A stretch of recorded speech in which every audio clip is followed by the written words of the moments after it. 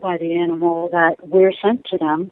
You choose us to come to you, and we choose to come to you the same as your children do and your other family members, to be a part of each other's healing.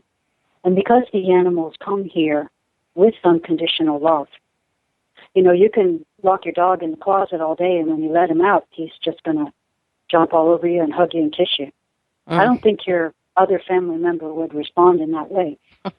So, they come with unconditional love, and so they're able to hold this energy, which totally surprised me. I've even had it happen to myself. It just totally surprised me, but yet it didn't once I realized the capabilities of their love.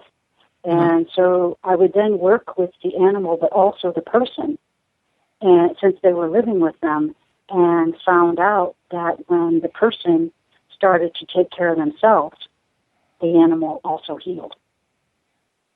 Otherwise, sometimes the animal would actually, and I'm not saying this is 100% of the time, of course, but the animal would actually pass on, and the person would then take on the trait, or someone in the household.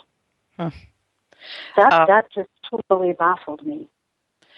That what you're saying is just amazing to me. Someone who, for example, has, let's just say a scenario, someone who has a dog and a cat, and they're getting up into their 70s, and lo and behold, they come down with one of these terrible elderly diseases that seem to be so prevalent now, say Parkinson's or Alzheimer's. Have you ever seen pets who live with people that have come down with something like that? Sure. And actually, the animal is able to assist neurologically, from what I've seen, because they actually, because their frequency, remember, is already that of unconditional love. Remember, we are doing energy work to try to get it up there. They already have it. So if you notice, even in general, if you're not feeling well, that animal's going to find you and be right next to you. They automatically come next to you.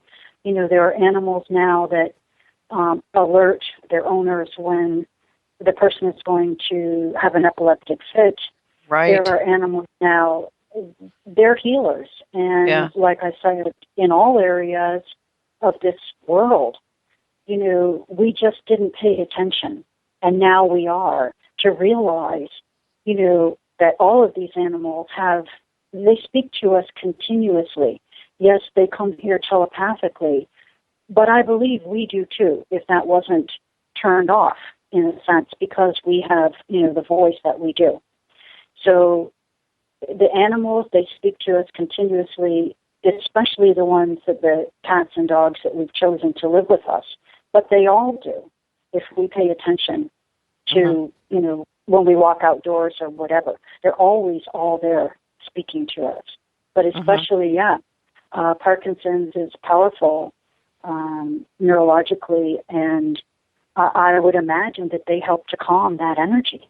There is a growing trend right now, both with the elderly in skilled nursing centers and that sort of thing, but also with children, for example, autistic children, especially the younger ones who haven't been through a few years of training so that they begin to learn some socialization skills. They bring animals, all kinds of animals. I knew someone that in not far from me in Dunkirk, New York, that had an equestrian center, and they would bring all kinds of kids to that equestrian center, and just being with the animals, therapy animals, or socializing with the animals, and the same with the elderly, it changes the entire tenor of the environment for those people. Yes. Yeah, it's beautiful because they've chosen to come here to assist us in our healing and finding out who we really are. And when you are in contact with them, they are able to ground us. That's why you feel better. You feel calmer. The autistic child feels grounded instead of all the energy being up in his head. that the upper chakra is open, but the groundedness into the earth isn't there.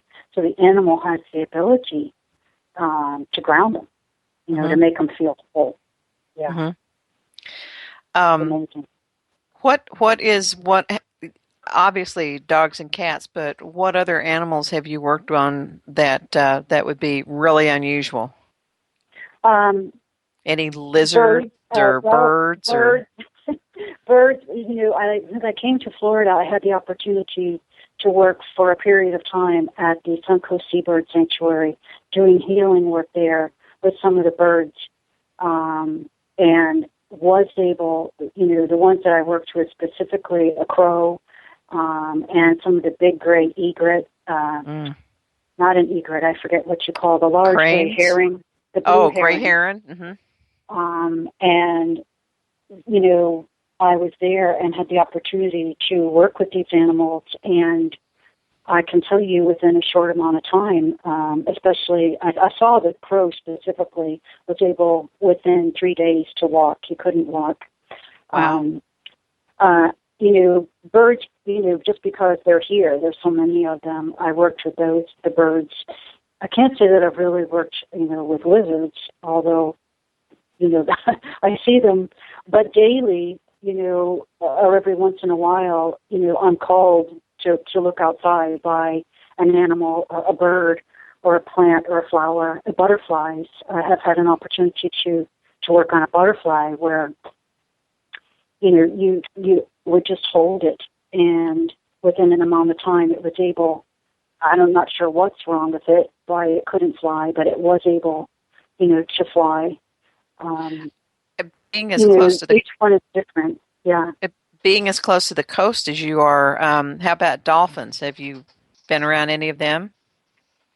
Well, I can't say that I've been around them, but when I go to the beach, I do a lot of energy healing at the beach, and I do connect with very, very strongly with the dolphins and the whales and their energy, and they actually assist us with our healing work here.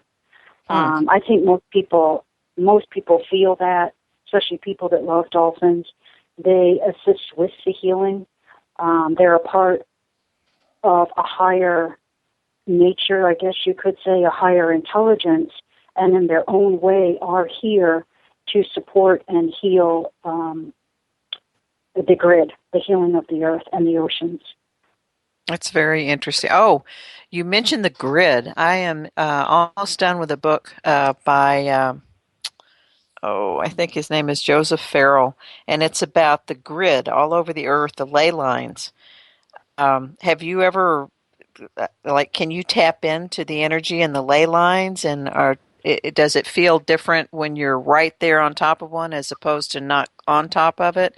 His premise is that the pyramid at Giza and a lot of the ancient structures around the world are built on these vortices, and it has a lot to do with healing energy. Do you have any experience with that? Yes. When I was in training many years ago, I did see pictures, and I didn't go there, but spoke with people who have been to the Holy Lands and different places, and they described how in those times, even the churches were built on ley lines, and even people's houses were built on lines that allowed the water energy under the earth and the grid to conduct proper flow of good energy to the home, or the proper flow of directing people into the place of healing, or the house, of God at that time, as compared to now when we just build anywhere. You can use, and you can feel it yourself if you are really practicing and trying, but you can also use a dowsing rod. There's many ways that you can feel it, and then, in a sense, see what way your house is or what way it's facing, and in these areas where the water and the ley lines and the grid is already laid down, and that's where it was constructed, there's an immense amount of energy coming into that area, directed without any thing to block it. And that's why the healing is so powerful. The frequency is so high there. I know on some of the shows that I've watched, especially the paranormal shows, they talk a lot about how running water has an awful lot of energy that it generates. Is that true in terms of the kind of energy fields we've been talking about, or is that just a different kind of an energy field? Well, depending on how pure the water is, but sure, it's an electromagnetic energy of its own. And our body is 70% water. Mm-hmm. So whether you're in water and absorbing it through your skin, or whether you're near it, like Niagara Falls, water that's flowing, a waterfall that's pure and flowing, or the water that we take into our body, it's all electromagnetic and affects us immensely. I mean, people feel great at the beach. Why? The pyramids in Bosnia that I mentioned earlier, apparently there is a running water source that's pretty deep underneath the tunnels, and they have found some places in the tunnels where there's like a cap on top of a conduit that goes down to the water, and it seems to be associated with this energy that's coming out through the top of the pyramid. So that if you don't have anything else to do this coming September, I think you should go to Bosnia and check out the pyramids there, because I think you'd really enjoy it. And I believe that Sam Osmanagic would really like to talk to you about some of the things that are going on in there. But I would definitely love to do that. Well, I can't tell you how much I appreciate your talking with us tonight, Constantina. And it's just been really, really interesting, and you've given me a lot of things to think about. I want to remind everybody to check out her website, www.lifeforce-healing.com.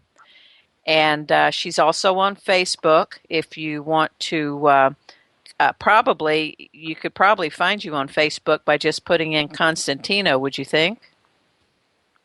I don't know. It's, I have a website, Life Force Harmonious Healing for People and Pets. It's also my Facebook page as well. Mm-hmm. So check that out. And next week on Epic Voyages, I believe that we're going to be, as a matter of fact, remember that it is Christmas Eve. And other than watching for Santa and the reindeer, I think that we'll be putting up one of our very popular pre-recorded shows from sometime this year, of which there are many to choose. And don't forget to check out the Epic website, Epic, www.epicvoyagers, with an R in it, voyagers.com. And they are also on Facebook as well. I want to thank Joe for his skilled handling of the producer slot, and want to wish everybody a very Merry Christmas and Happy New Year. And I'm going to see everybody on the other side of 12/21, because I think I'll still be here. So that's it for this evening, and thanks for joining us. Thank you, Laurel. I'll be here too, and it's been an honor. Thank you. Thank you so much.